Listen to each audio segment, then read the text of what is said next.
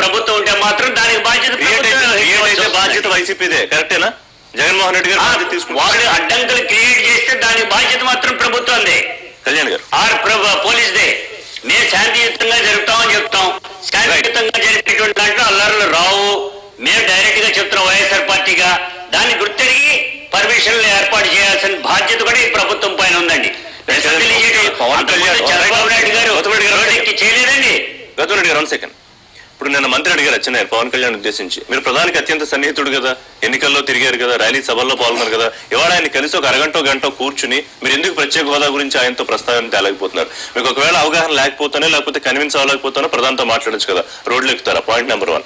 ఇవాళ దేశ్ బచావో ఆల్బమ్ విడుదల చేసి పర్మిషన్స్ లేకపోతే కనుక అశాంతికి గురవుతారు యువత అని పవన్ కళ్యాణ్ స్థాయి నాయకుడు చెప్తే దాని రియాక్షన్స్ కొంచెం డిఫరెంట్ గా వ్యతిరేకంగా ఉండే అవకాశం లేదా? అంటే మన అందులో అర్థం చేసుకోవాల్సింది ఏంటంటేనండి, ఫస్ట్ ఆఫ్ ఆల్ పెద్దలు అచ్చెన్నాయుడు గారైనా ఇంకెవరైనా కూడా టీడీపీ శ్రేణులు కాన్స్టిట్యూషన్కి అనుగుణంగా మన రాష్ట్రాలు నడుస్తున్నాయా, కాన్స్టిట్యూషన్ దాటేసి మన రాష్ట్రాలు నడుస్తున్నాయో ఆలోచించుకోవాలి. ఫ్రీడమ్ ఆఫ్ స్పీచ్తో పాటు ఫ్రీడమ్ టు ప్రొటెస్ట్ అనేటువంటిది కాన్స్టిట్యూషన్లో పొందుపరిచినటువంటి ఆర్టికల్. శాంతియుతంగా ప్రజాస్వామ్యంలో ప్రజలు కట్టుబద్దులుగా కొన్ని అంశాలను మనం కట్టుబద్దులే ఉండి మనకు నిరసన తెలియజేసుకోవడం అనేటువంటిది మనకి ఇచ్చినటువంటి హక్కు. రాజ్యాంగ హక్కుని అమలు చేసుకోవడానికి పోలీస్ పర్మిషన్ అనేటువంటిది ఎంతవరకు అవసరం అనేటువంటిది పెద్దలు కేబినెట్లో ఉన్నటువంటి మంత్రి సహచరులకే అర్థం అవ్వాల్సినటువంటి విషయం. పవన్ కళ్యాణ్ గారు ప్రత్యేకంగా రెచ్చగొట్టేది ఏం లేదండి. ఇందులో గమనించాల్సినటువంటి క్వశ్చన్ సూటిగా గౌరవనీయులైనటువంటి డీజీపీ గారు మేము అడుగుతున్నాం. యువత ముందరికి వచ్చి మేము శాంతియుతమైన నిరసన తెలియజేసుకుంటా అన్నప్పుడు ఇందులోకి యాంటీ సోషల్ ఎలిమెంట్స్ వస్తే ఎవరి బాధ్యత అని మమ్మల్ని అడుగుతారేంటి సార్? కాకి వేసుకుని మీరున్నారు, కాకిల కింద మీరందరూ మాకు అన్నదండల కింద ఉన్నారని మేము పీస్ఫుల్ గా మేము మా జీవితం జీవిస్తున్నాం. జల్లికట్టు ఉద్యమం 3 రోజులు జరిగింది. 4వ రోజు 3వ రోజు రాత్రి నుంచి ఏం జరిగిందో మనం చూసాం. 2వ రోజు పోలీసులకు ఆటోలు తగలబెట్టడం కూడా మనం న్యూస్ 18 ఛానల్లో చూసాం కదా సార్. ఆ యొక్క ఉద్యమాన్ని నీరు గార్చడం కోసం కానిస్టేబుల్ ఆటోలు తగలబెడతా ఉంటే ఆ వీడియోలు వైరల్ కింద బయట రిలీజ్ అయింది. కుర్రోలు తగలబెట్టాలంటే అర్థం ఉంది, కానీ బాధ్యత పోలీసులు అండి పోలీసులు తగలబెట్టడం చూడలేదా? అంటే ప్రభుత్వాలు ఎదురకుండా సామాన్యుడు గలవెత్తకూడదా?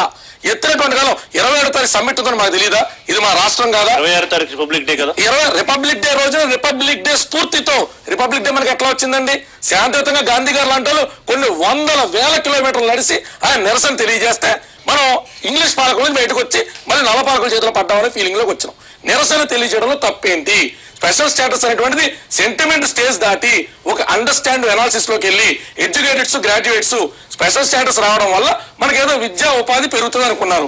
లేదండి, స్పెషల్ ప్యాకేజ్ దానికి ఈక్వలెంట్ అని చెప్పినారు. ఇందులో మనం ఏం కాదంట్లా, విమర్శలు వద్దు, అర్థమైన కాంప్లికేటెడ్ పాలిటిక్స్ వద్దు.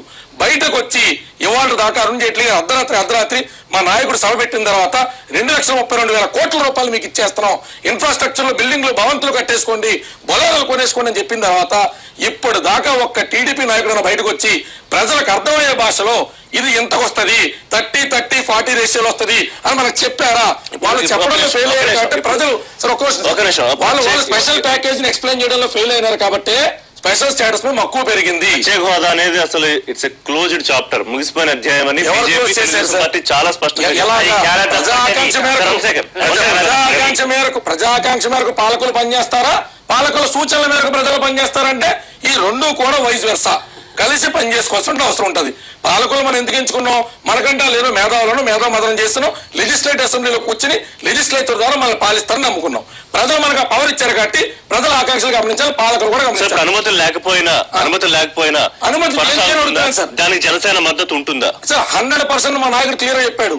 నిరసన అనేటువంటిది అహింసా మార్గంలో గాంధేయంగా మీరు ఆర్కే బీచ్ లో కూర్చుని మేము ఎంతమంది జనం ఇక్కడ గుమ్ముకూడినాం, మాకు స్పెషల్ స్టేటస్ మీరు ఇస్తానని చెప్పారు, ఆ స్పెషల్ స్టేటస్ ఇవ్వండి అని మేము నిరసనలో ఎక్కడ అలజడి లేదు, ఆందోళన లేదు, తిరుగుబాటు లేదు. నిరసన తెలియజేస్తే దానికి పర్మిషన్ ఎందుకు? దాంట్లో ఏదైనా జరిగితే అనుకోని ఘటనలు జరగకుండా చూడాల్సిన ప్రభుత్వం కదా సార్. ఇందులో ఇది అతి డిప్లొమాటిక్ గా పొలిటికల్ స్క్రీనింగ్ గా మాట్లాడకూడదు. జరగకుండా చూడాల్సింది ప్రభుత్వం. కుర్రోలు బయటకు వచ్చారు, మేము నుంచున్నాం, నిరసన తెలియజేస్తాం. అంత పెద్ద యంత్రాంగం ఉండి, అంత పెద్ద ఇంటెలిజెన్స్ డిపార్ట్మెంట్ ఉండి అసలు ముద్రగడ్డ పద్మనాభం గారు దీక్ష చేశారంటే అది కులానికి సంబంధించిన ఇష్యూ కాబట్టి ప్రభుత్వం ఇన్వాల్వ్ అవ్వదు అనుకుందాం. ఇది కులానికి సంబంధించిన మతానికి సంబంధించిన కాదు. తెలుగు వారం అశేష తెలుగు వారం ఒక కోరికోరం కొన్ని చంద్రబాబు నాయుడు గారు సారథ్యంలో నడుస్తా ఉన్నాం కదా, బయటకు వచ్చారని చెప్పండి. 2 పాయింట్స్ శంకర్ గారు. ఒకటి, ప్రభుత్వ సారథ్యంలో నడిపించి ఆంధ్రుల హక్కును తీసుకురాలేకపోతున్న అభివృద్ధి కోసం ప్రభుత్వం చేస్తున్న ప్రయత్నానికి ప్రతిపక్షాలు లేకపోతే ఇంకొకళ్ళు అడ్డుకుంటున్నారా? ఆందోళనలు నిరసనలతో వచ్చే పెట్టుబడులు రాకుండా ఆగిపోతాయి. ముద్రగడ యాత్ర కూడా అనుమతి అందుకే నిలిపేశాం, ఎందుకంటే ప్రస్తుతానికి అంత సిచ్యువేషన్ ఫేవర్ గా లేదు కాబట్టి అనేది ప్రభుత్వం చెబుతున్నమాట. ఏదో వాయిస్ రేస్ చేసి బలంగా భయంకరంగా మాట్లాడేసుకున్నది మాత్రం నిజాలు అబద్ధాలు అవ్వండి, అబద్ధాలు నిజాలు అవ్వవు. చంద్రబాబు నాయుడు గారిని విమర్శించద్దు, ఆయన వంతైన ప్రయత్నం చేస్తున్నారు, కృషి చేస్తున్న మాట నిజం.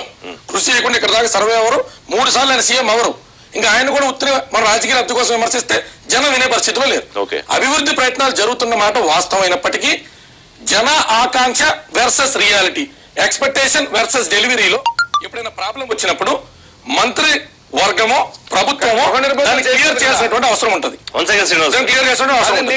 ఇందులో క్లియర్ కదా చెప్పండి అలా చెప్పండి అన్న. రాజకీయాలు కావాలంటే రాజకీయాలే కావాలి, మీరు గృహ నిర్బంధం చేయకూడదు కదా ప్రభుత్వం అతన్ని. నేను ప్రభుత్వం కాదు, నేను జనసేన అన్న, నేను జనసేన అన్న, ప్రభుత్వం కాదు. నేను రేపు పొద్దున జరగబోయేటువంటి అంశం రాజకీయాలకు అతీతంగా యువత ముందుకు రావడం అనేది శుభ పరిణామం. ఇది 27th మనం ఎప్పుడు దీనికి సంబంధించి మనం ఆటంకమైనట్టు అవుతుంది. రేపు పొద్దున జరిగిన దాంట్లో అవాంఛనీయ సంఘటనలు జరిగితే యువత ఎందుకు ముందరకు వచ్చారు, మేము చెప్తున్నటువంటి అభివృద్ధి యువత దాకా ఎందుకు చేరుకోలేదని ప్రభుత్వం పరిశీలించున్నా, ఇప్పటిదాకా చేసినటువంటి కార్యక్రమాల్ని ప్రజల దృష్టికి రెగ్యులర్ గా శ్వేతపత్రాల రూపంలో తీసుకువెళ్ళి ఉన్నా ఈ అపోహలు అయితే వచ్చేవి కాదు కదండి. ప్రజల్లో అపోహలు వచ్చి అన్రెస్ట్ క్రియేట్ అయ్యి రోడ్ల మీదకి వస్తున్నారంటే మీరు పాలన చేయట్లేదు విమర్శించట్లా, మీ పాలన ప్రజల దగ్గరికి వెళ్ళట్లేదనో ప్రజాపాలన లేదన్నటువంటి విషయం అర్థం పడుతుంది. ఎందుకు అక్కడ రిజల్ట్ అలా ఉంది కాబట్టి. మిగతా 29 రాష్ట్రాల్లో రోడ్ల మీద వచ్చినటువంటి అంశాలు వేరు. మన రాష్ట్రంలో మీరే ఓకదంపుడిగా స్పెషల్ స్టేటస్ ఇస్తానని చెప్పి ఒక టాప్ మోస్ట్ ఎక్స్పెక్టేషన్ పెట్టారు. ఎన్డీసీ నిర్వీర్యం చేసి నీతి ఆయోగం తీసుకొచ్చి 14th కమిషన్ పూర్తిగా చూపించి ఏదైతే సెంట్రల్ గవర్నమెంట్ చెప్తున్నారో ఆ చెప్తున్నటువంటి మాటల్ని గడిచినటువంటి కాలంలో కూడా క్లారిటీ ఇవ్వడంలో ఇరు రాష్ట్ర ప్రభుత్వం కేంద్ర ప్రభుత్వం కూడా ఫెయిల్ అయింది. దీని అర్థం రాష్ట్ర ప్రభుత్వం అసలు ఏం చేయట్లా, సీడ్ క్యాపిటల్ కూడా కట్టలా, 33 ఎకరాల జోబుల్లో తీసుకున్న లాంటి మాటలు జనసేనతో. కంక్లూడింగ్ ఒక విషయం చెప్పండి, ఇవాళ అనుమతులు లేవు ఏ కారణాల రీత్యా అయినా కానీ ఏం చేయబోతోంది జనసేన? యువతకు అనుమతులు అనేటువంటి ఆస్పెక్ట్ ఇక్కడ ఎందుకు సంబంధం లేదు అంటే వాళ్ళ అశాంతి క్రియేట్ చేసే ఎలిమెంట్ కాదు. అహింసా మార్గంలో ప్రొటెస్ట్ చేయడం అనేటువంటిది రాజ్యాంగం మనకి ఇచ్చిన హక్కు కాబట్టి రేపొద్దున చేరుకుంటా అన్నాం. అలాంటి ఏ ప్రొటెస్ట్ కి ఎవరు వ్యతిరేకించినా జనసేన అధినేత గాని కార్యకర్తలం గాని జనసేన పూర్తి యంత్రాంగం గాని సామరస్యపూరితంగా వాళ్ళ నిరసన తెలియజేసుకుంటే పూర్తి స్థాయి మద్దతు మేము తెలియజేస్తాం. రేపు అక్కడికి వెళ్తున్నాం, మా మద్దతును ప్రకటిస్తాం. మీరు ముద్రగడ రెస్పాండ్ అవ్వండి గారు, ఆయన హిట్లర్ తో పోల్చారు చంద్రబాబు నాయుడు గారిని.